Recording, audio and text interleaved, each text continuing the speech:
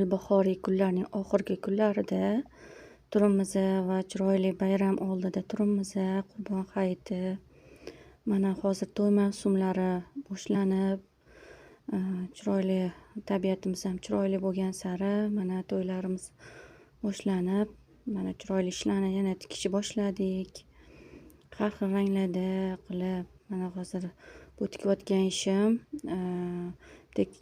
qizimiz uchun, kelin bo'lajak kelinimiz uchun tikilayotgan kostyumga bo'lgan o'sha naqshlar har xil ranglarda qilib bering dedilar. Nejniy qilib, nejniy bo'lib chiqsin dedilar. Chiroyli bo'lib, mana o'zlari ham chiroyli qiz ekanlar. Chiroyli bo'lib chiqdi ishlari va tez chiqdi. Xarakterlari ham yaxshi ekan. Har bir ishni tikayotganda shu insonni xarakteri bilinadi-da, bizada ishdan ayniqsa. Shuning uchun bizga oson bo'ldi bu ish chiqarishimiz. Ko'ringlar, mana chiroyli ranglarda bo'lganiga baho beringlar. Mana ishlarimiz tayyor bo'lib qolyapti.